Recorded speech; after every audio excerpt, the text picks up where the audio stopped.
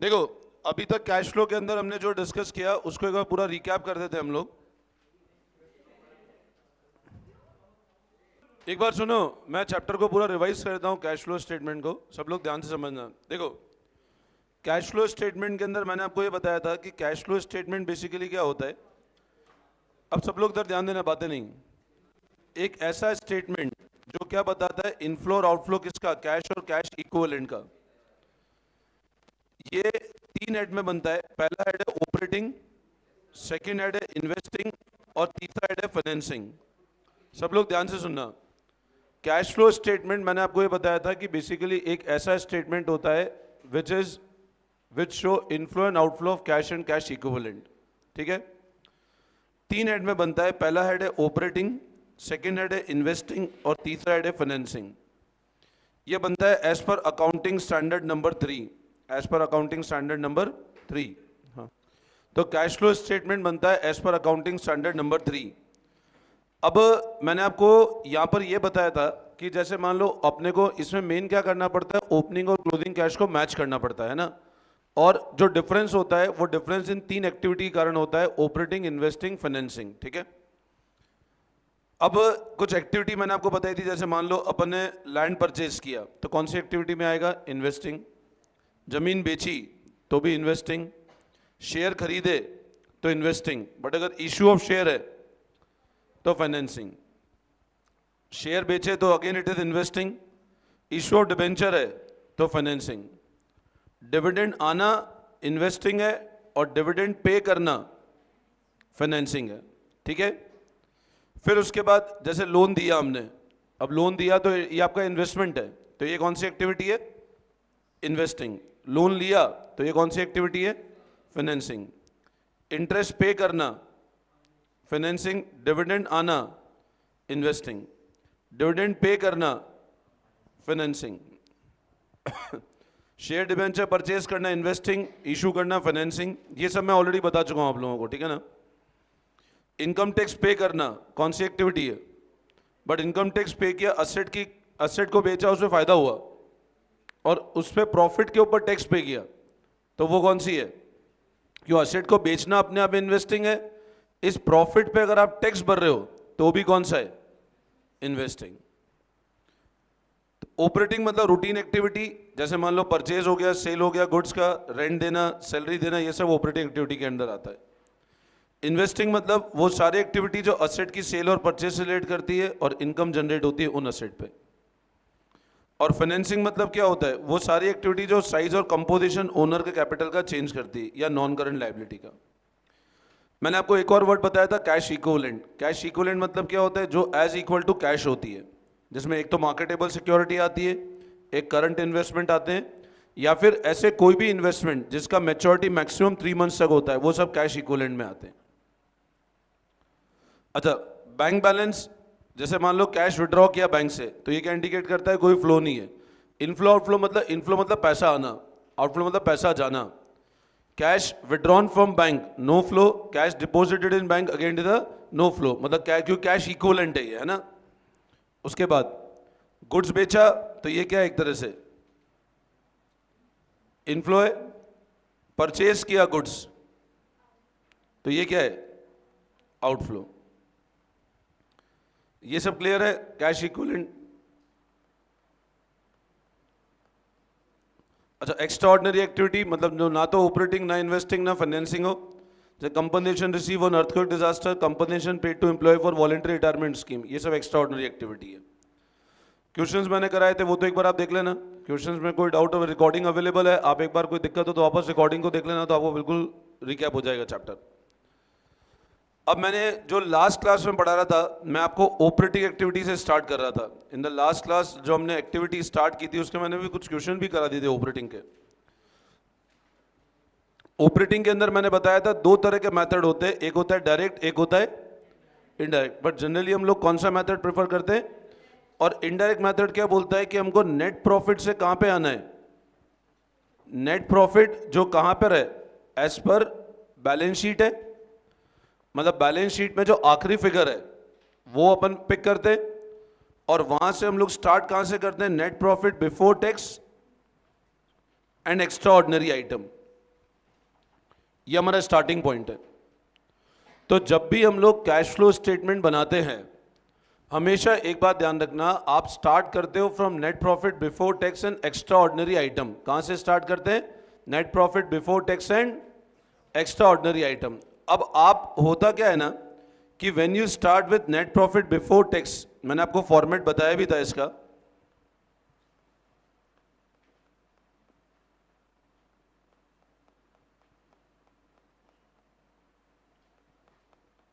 एक बार आप फॉर्मेट निकालो, मैंने आपको सब लिखवा रखा है फॉर्मेट में, चेक करो आप।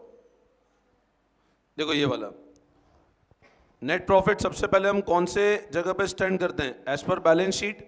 वो कैसे होता है? Closing minus opening. ऐड करते हैं ट्रांसफर टू रिजर्व। अब कोई भी रिजर्व हो, भले ही वो जनरल रिजर्व हो, भले ही डिविडेंड रिजर्व हो, इन्वेस्टमेंट रिजर्व हो, उनमें को ट्रांसफर किया तो ऐड करेंगे। अच्छा, कैसे पता लगेगा ट्रांसफर किया?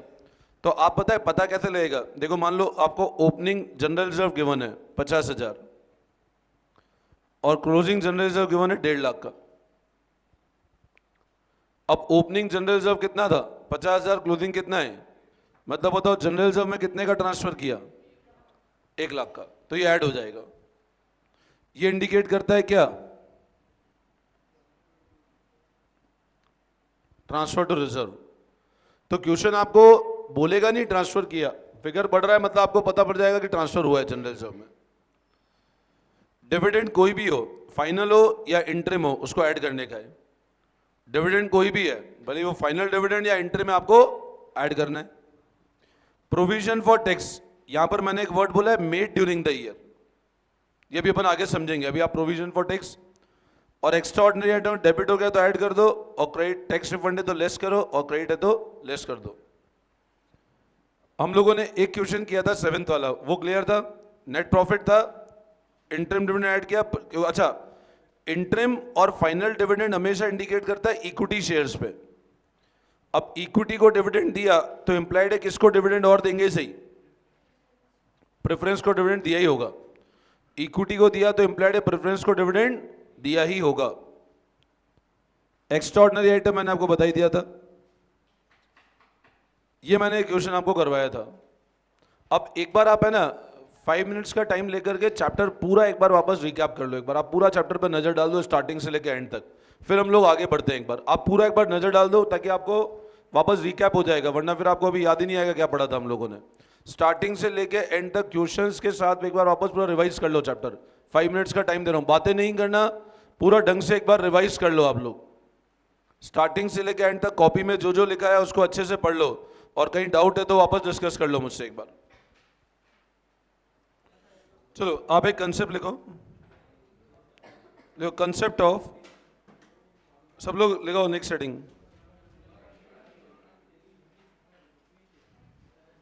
पहली हेडिंग लगाओ प्रोविजन फॉर टैक्स।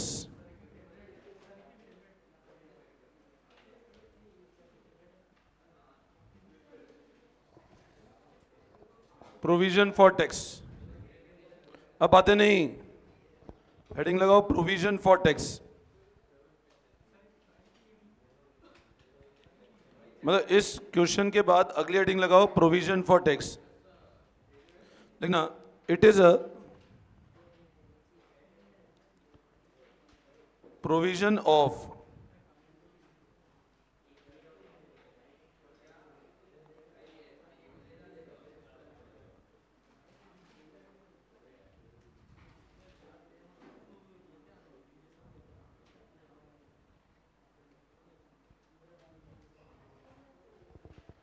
हेडिंग लगाओ प्रोविजन फॉर टैक्स। देखो, it is a provision of estimated tax liability of current year.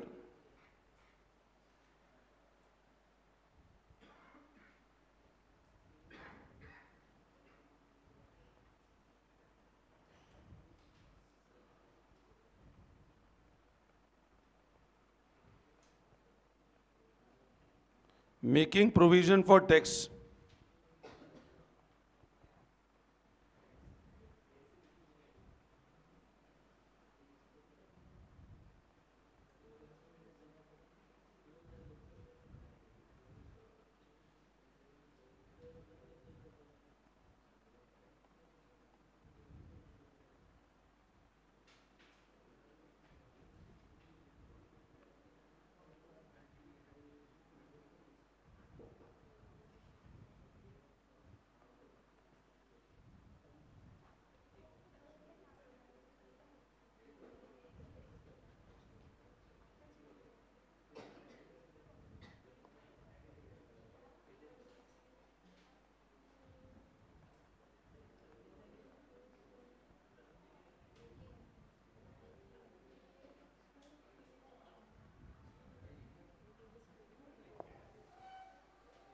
लिखो ये वाली एंट्री,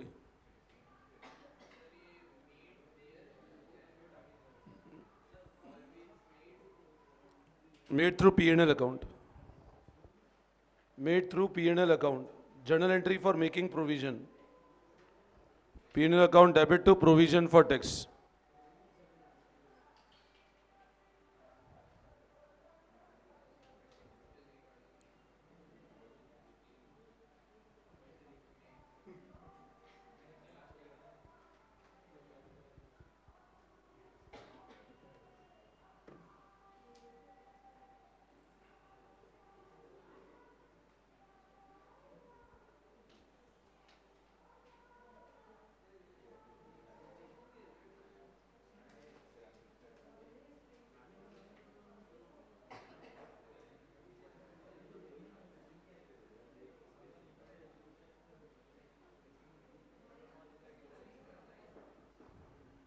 अब सब लोग ध्यान देना, देखो मैंने आपको जो कंसेप्ट बताया प्रोविजन फॉर टैक्स का, उसको सब लोग ध्यान से समझना। इधर देखो, it is estimate of tax liability for current year, ये लिखवाया मैंने आपको। अब है ना, आप एक चीज समझो, हम लोग जब भी नेट प्रॉफिट बिफोर टैक्स, वो फॉर्मेट निकालो एक बार आप, जहां आपने लिखा था net profit before tax and extraordinary item.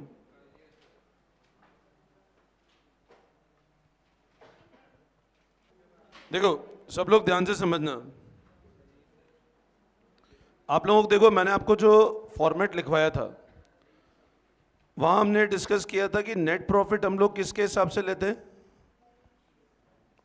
और ये मैंने बताया था कि बैलेंस शीट मतलब आखिरी फिगर है अपना, उसमें ऐड कर देते हैं हम जनरल रिजर्व में कोई ट्रांसफर हुआ तो, उसमें ऐड कर देते हैं कोई डिविडेंड हुआ तो,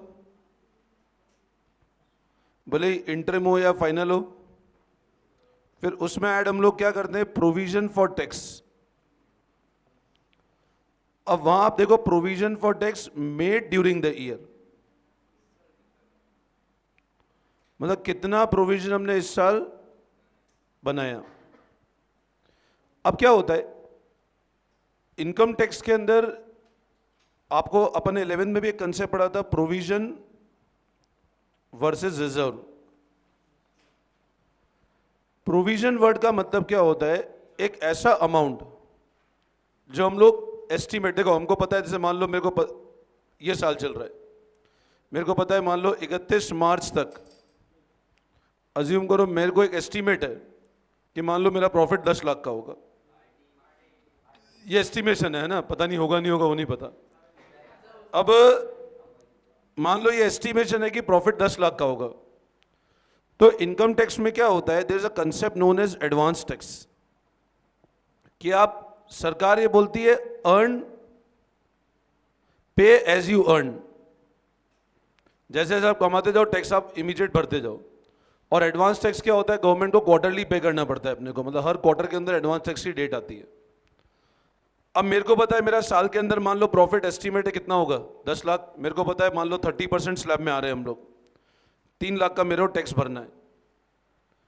अगर मेरा प्रॉफिट 10 लाख का है तो कितना टैक्स भरने का है मेरे को, 3 लाख का टैक्स भरना है, ये मेरे को पहले से पता है। तो जब हमको पता है ये वाला पेमेंट हमको करना है, तो हम लोग क्या करते हैं, एक लाइबिलिटी है तो उसका एक प्रोविजन बना देते हैं हम लोग, कि जो भी प्रॉफिट होगा उसमें से एक हमने पैसा अलग कर दिया हमने।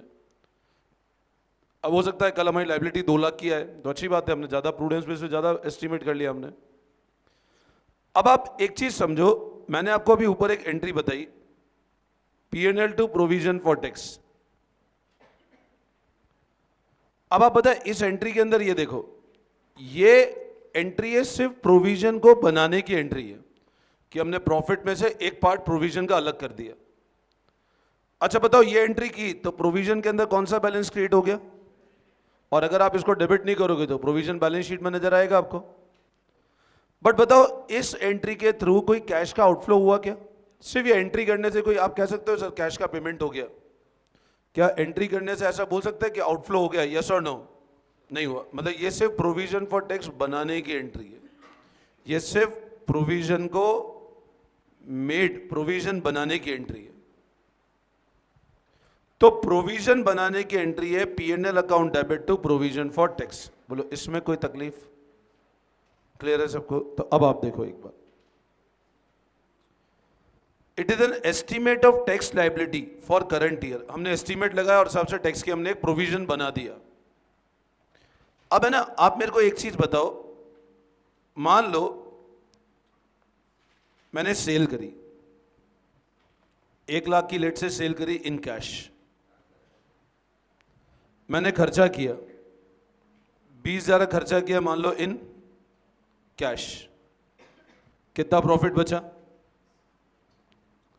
और ये किसमें बचा? अब मैंने टैक्स पे नहीं किया, मेरे को ऐसा लगा कि 30% मेरी टैक्स की लाइबिलिटी आएगी, तो मैंने प्रोविजन बना दिया। प्रोविजन में कितना बनाया मैंने? इसका 30%। पे नहीं किया मैंने, पे तो मैं नेक्स्ट ईयर करूंगा मान लो। अब बताओ प्रॉफिट कितना बचेगा? आप बोलोगे था 80 माइनस 24, प्रॉफिट आएगा कितना? बट बताओ कैश कितना है मेरे पास अभी भी? कैश तो 80 है। मेरा आपको समझाने का पर्पज ये है कि जब हम लोग ऑपरेटिंग एक्टिविटी कर रहे हैं, तो ऑपरेटिंग में हम लोग स्टार्ट कहां से कर रहे हैं? 56,000 से। बट बताओ ये 24,000 प्रोविजन बनाने से क्या कोई कैश का पेमेंट हुआ क्या? नहीं। तो आप बोलोगे तो कैश का तो पेमेंट हुआ ही नहीं। तो आप मेरे को बताओ, अगर यहां से स्टार्ट करके अपने को यहां तक पहुंचना है, तो ये वाला प्रोविजन क्या करेंगे हम लोग? ऐड करेंगे। अब आप एक चीज देखो, हमने जो प्रोविजन बनाया, it is added to figure of net profit to arrive at net profit before tax and extraordinary item. ये क्लियर है? ऐड क्या करते हैं? नेट प्रॉफिट में ऐड करते हैं। कौन से फिगर पे आने के लिए? Net profit before tax. आई बात समझ में? अब टैक्स पेड ड्यूरिंग देयर, अब ऐसा भी तो है, पिछले साल भी तो प्रोविजन बना हुआ कुछ, ये तो कंटिन्यूस साइकिल है, तो आपको पेमेंट भी तो करना पड़ेगा। तो tax paid during the year is shown as cash outflow in operating activity. अब पेमेंट वाले का ट्रीटमेंट हम लोग आगे समझते हैं। देखो, दो चीज समझना है, एक तो टैक्स बनाया कितना और एक पे कितना किया। हमने मान लो प्रोविजन कितना बनाया था इस साल का? 24,000। अब इस साल का 24,000 बनाया, कुछ भी गिवन नहीं है, मैं मानूंगा इस साल का प्रोविजन बनाया, पेमेंट हम लोग अगले साल करेंगे। 31 मार्च ईयर एंड हो जाएगा, 31 जुलाई आखिरी डेट है, तो ये प्रोविजन हमने 31 मार्च के पहले बना लिया। देखो, तो प्रोविजन बनाया कितने का? 24,000 का। अब ये जो प्रोविजन बनाया, ये आपकी बैलेंस शीट में कहां जाएगा? Liability side. अब आप है ना एक चीज समझना, मान लो 31 मार्च 2025 की आपको बैलेंस शीट ऐसे गिवन है, प्रोविजन फॉर टैक्स। अब ये कहां से आया होगा? आपने ये एंट्री करी होगी, PNL to provision for tax, ये आपकी इधर 24,000 दिख रहा है। अगर कुछ भी गिवन नहीं है तो क्या अज्यूम करेंगे? ये जो अमाउंट है इसका पेमेंट कौन से साल, कौन से ईयर तक कर देंगे हम लोग? नेक्स्ट ईयर इस टाइम पे हम लोग पेमेंट कर देंगे। तो ये वाला अमाउंट किसका होगा? टैक्स, अगर कुछ भी गिवन नहीं है तो। जैसे एग्जांपल, मैं आपको इसको एक एग्जांपल समझाता हूं। आप एक बार ये फॉर्मेट बनाओ, लिखो next line, provision for tax का अकाउंट बनाओ। ऐसे लिखो, प्रोविजन फॉर टैक्स अकाउंट। ये अकाउंट बनाओ एक बार, प्रोविजन फॉर टैक्स का। अब प्रोविजन क्योंकि लायबिलिटी है, क्योंकि प्रोविजन आपकी लायबिलिटी है, इसलिए by balance brought down, opening balance by balance brought down. Format बनाओ प्रोविजन फॉर टैक्स का।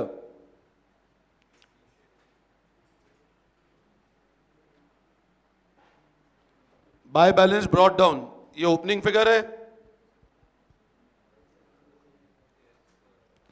और टू बैलेंस कैरीड डाउन, ये क्लोजिंग फिगर हो गया आपका। बाय बैलेंस ब्रॉट डाउन, ये ओपनिंग फिगर हो गया, और to balance carried down, liability है इसलिए क्रेडिट बैलेंस है इसमें, है ना। ये क्लोजिंग क्रेडिट हो गया, ये ओपनिंग क्रेडिट हो गया। ये तो क्लियर है सबको?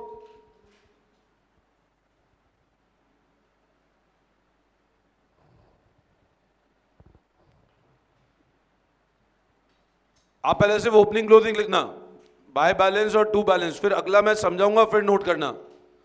ओपनिंग बैलेंसेस लिख लिए, ओपनिंग और क्लोजिंग बैलेंस लिख लो, सिर्फ प्रोविजन फॉर टैक्स अकाउंट में। By balance brought down, to balance carried down, ये लिख लिया आप लोगों ने। अब अगला पॉइंट समझो सब लोग, अभी तो वापस इधर ध्यान दो, इधर देखो एक बार सब लोग। अब आप इधर देखो, आपको दिख रहा है bye P and L. Now what does this indicate? मैंने आपको ध्यान एक एंट्री बताई थी अभी,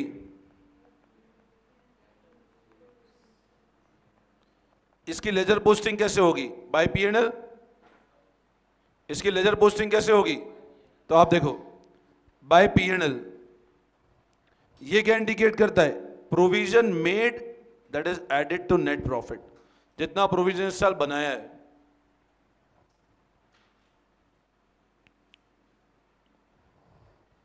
इसको प्रोविजन मेड नीचे ब्रैकेट में लिख देना, मेड ऑब्लिक प्रोवाइडेड कर देना। जितना प्रोविजन इस साल बनाया है, बाय पी एंड एल मतलब इस साल जितना प्रोविजन बनाया है। बैलेंसिंग फिगर का लॉजिक अभी आगे बता रहा हूं मैं ना। By P and L provision made और provided added to net profit, मतलब जितना प्रोविजन हमने बनाया है, जो प्रोविजन हमने इस साल बनाया है, ये वो इंडिकेट कर रहा है। इसमें कोई दिक्कत? Should I explain this again? ठीक है, अच्छा अब आप एक चीज समझना, अब इधर लिखो आप to bank, that is tax paid and cash outflow. To bank, tax paid, cash outflow. अपन अभी सारे पॉइंट वन बाय वन समझ रहे हैं ना।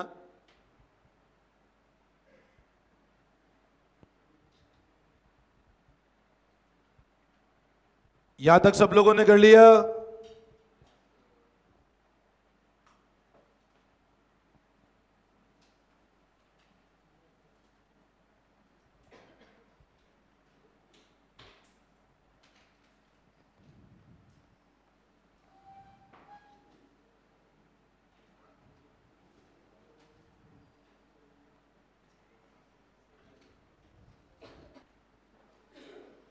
लो एग्जांपल,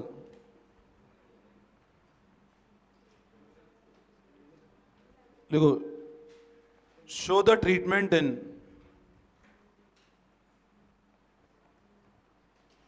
कैश फ्लो स्टेटमेंट।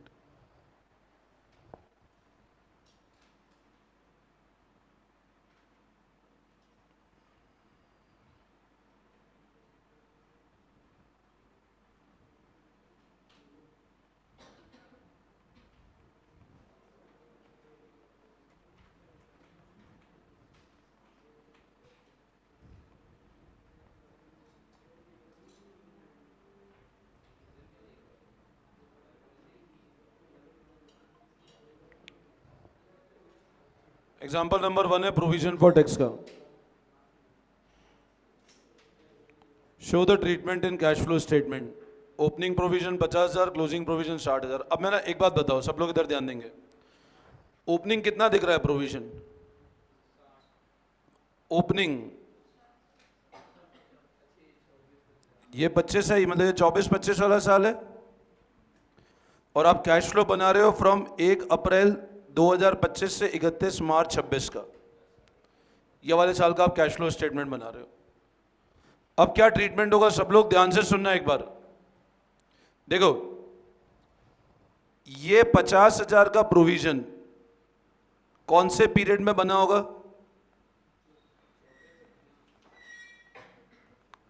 इस पीरियड में बना होगा।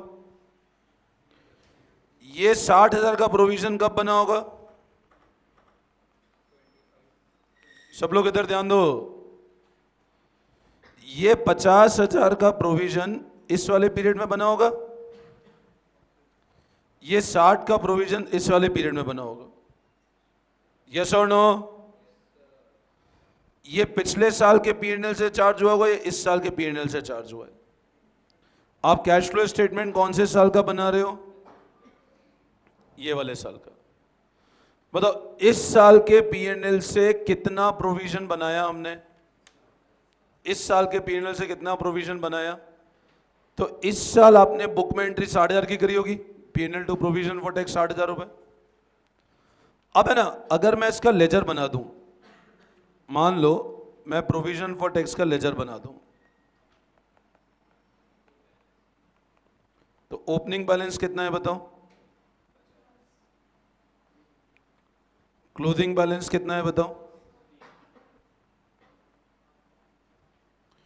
अभी कुछ भी गिवन नहीं है हमको, तो हमेशा हम लोग ये अज्यूम करते हैं कि जो ये ओपनिंग प्रोविजन था 50,000, ये पिछले साल का था, वो इस साल हमने पे कर दिया होगा। आपको कुछ भी इंफॉर्मेशन गिवन नहीं है, सिर्फ इतनी सी इंफॉर्मेशन है, ओपनिंग फिगर है, क्लोजिंग फिगर है। तो आप क्या मानोगे कि ये 50,000 आपने क्या किया होगा? पिछले साल का था, जो आपने करंट ईयर में क्या किया होगा? भाई पिछले साल कौन सी तारीख तक बन चुका है ये, और इसको पे करने की आखिरी डेट कौन सी थी, जो आपने इस साल पेमेंट कर दिया होगा। तो आप यहां क्या लिखोगे? कितने रुपए? पिछले साल वाला कुछ भी गिवन नहीं, मतलब मानेंगे इस साल पे हो गया। और इस साल वापस फ्रेश कितना क्रिएट किया हमने?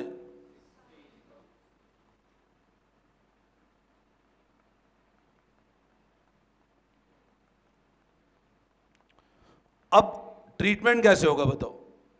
ये वाला आपने प्रोविजन पीएनएल से बनाया, तो ये जो 60,000 है, एक बार आप ये बनाओ पहले, ये नोट करो।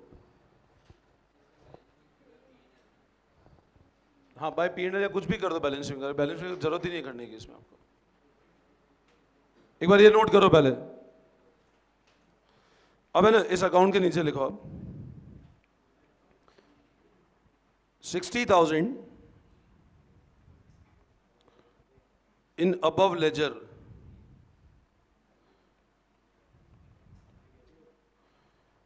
indicates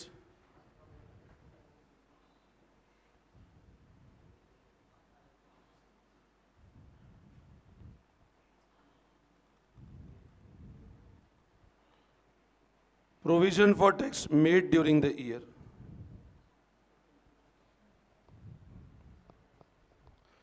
इस लेजर में 60,000 क्या इंडिकेट करता है? Provision for tax made during the year.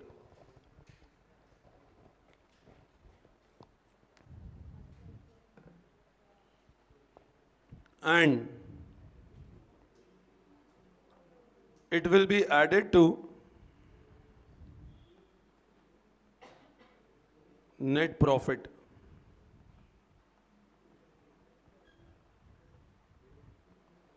to arrive at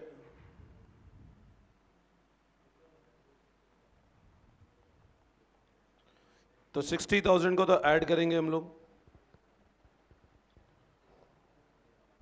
60,000 इस लेजर में क्या इंडिकेट करता है? जितना अपन ने प्रोविजन बनाया, और इसको ऐड करेंगे नेट प्रॉफिट बिफोर टैक्स पे आने के लिए। इसमें कोई दिक्कत? इसको अपन लोग जो ऑपरेटिंग एक्टिविटी में ऐड करते हैं ना, नीचे नोट में नेट प्रॉफिट बिफोर टैक्स पे आने के लिए, उसमें 60,000 ऐड करेंगे। ये क्लियर है? अब ये जो 50,000 है, ये कैश का बोलो क्या चीज है? आउटफ्लो है। अब है ना, एक बार आप बुक ओपन करो, इसमें पेज नंबर देखो एक बार बुक में।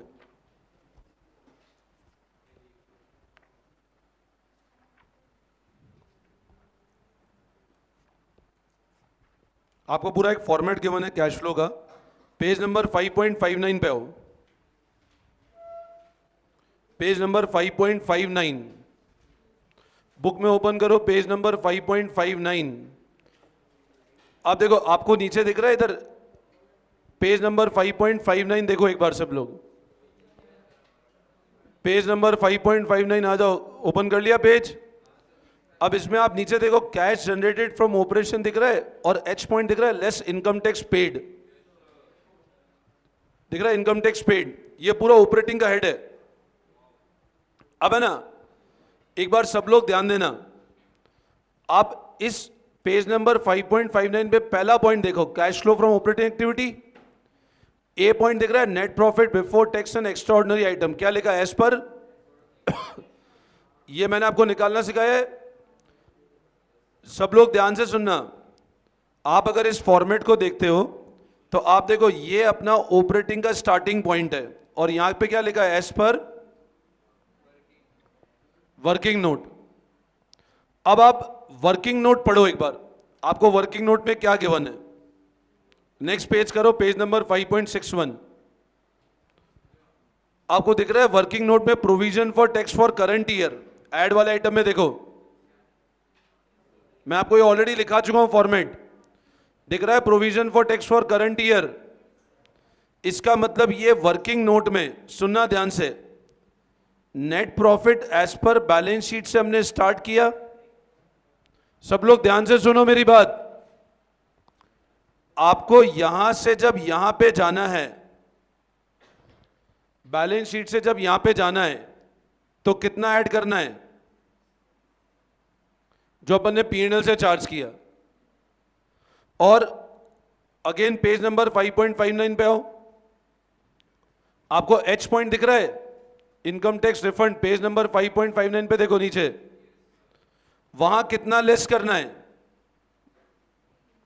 50 लेस करना है। मतलब जो अपन ने टैक्स पे किया वो कैश का आउटफ्लो तो है ना, तो कैश कम तो हुआ।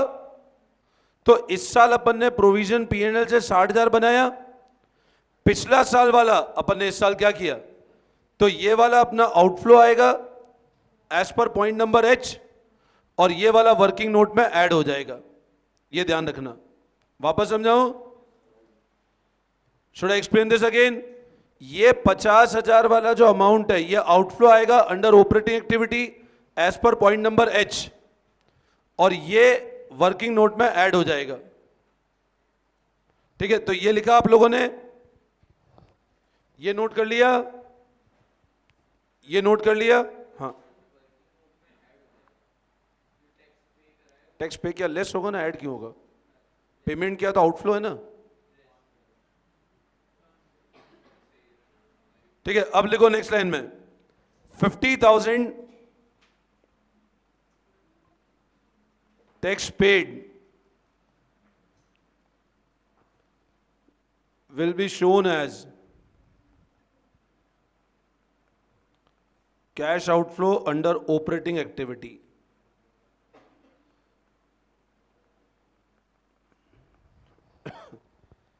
$50,000 tax paid will be shown as cash outflow under operating activity.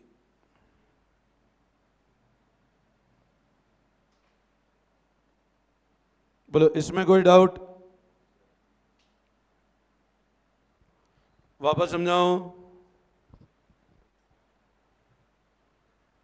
तो पिछले साल वाला इस साल पे हो गया, करंट ईयर का इस साल पीएनएल से हमने क्रिएट कर दिया। अब देखो एग्जांपल नंबर 2,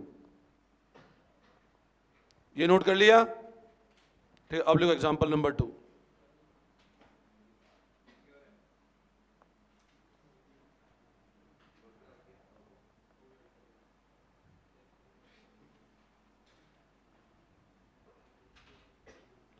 वापस ऐसे फॉर्मेट बनाओ,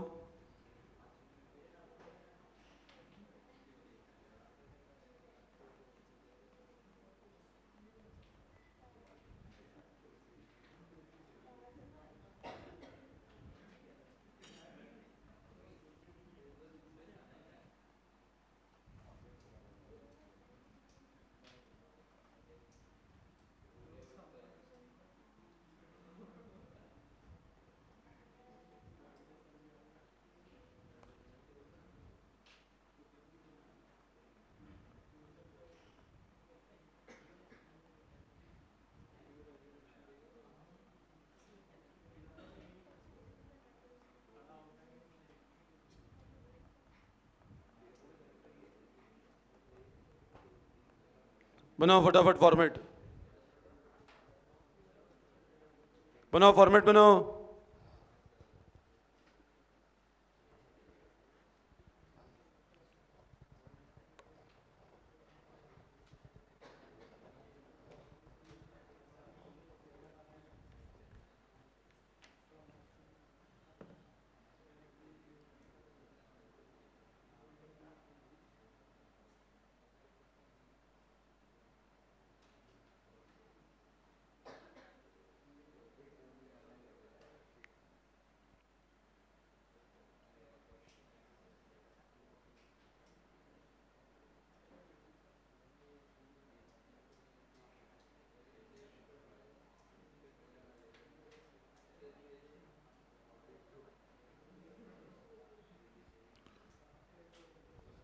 बातें नहीं।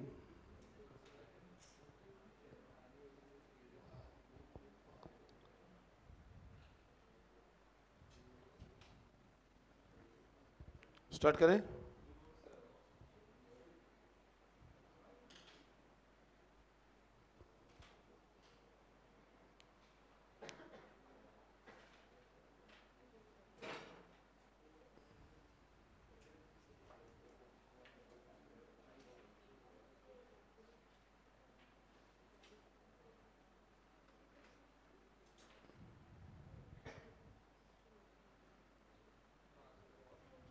स्टार्ट करें। ठीक है, सब लोग ध्यान देना। सब लोग इधर ध्यान दोगे। अब देखो, इसमें समझना कैसे बनाएंगे हम लोग। अगेन एक लेजर बनाओ।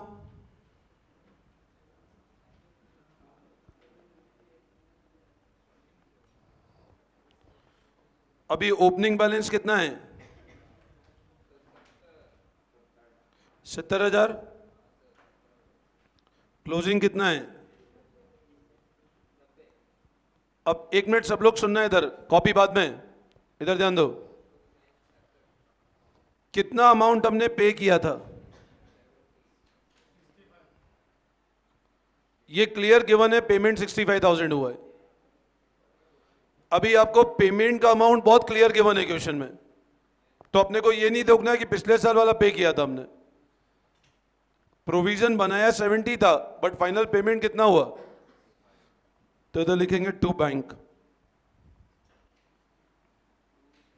65,000। ये क्लियर है? प्रोविजन बनाया 70 था, बट पेमेंट कितना हुआ? तो टू बैंक 65। अब सब लोग इधर ध्यान देंगे। 70 का प्रोविजन था, पेमेंट कितना किया? तो इस साल वापस मतलब पिछले साल 5 ज्यादा बनाया था प्रोविजन, तो इस साल कितना क्रिएट हुआ होगा? अब ये बाय P&L यहां बैलेंसिंग फिगर आ जाएगा। तो अब कितना आता है आप चेक कर लो। इस साल ऑलरेडी पिछले साल का 5 बचा था ना, तो इस साल वापस फ्रेश कितना बनाएंगे? सिर्फ 85,000। टोटल कितना आ रहा है?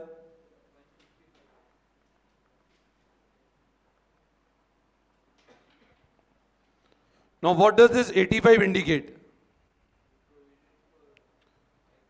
ये 85,000 क्या है? Provision made. और ये क्या करेंगे? ऐड करेंगे नेट प्रॉफिट में। तो अराइव एट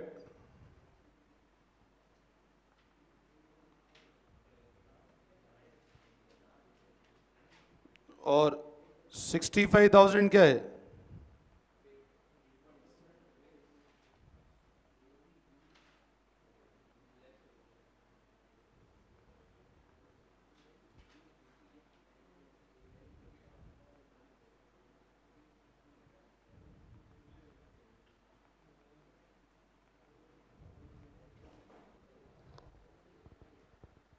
बोलो, आई बात समझ में?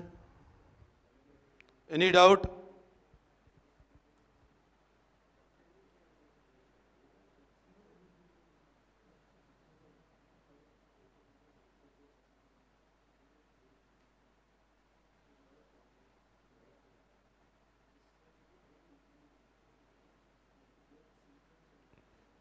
एक और करा दो।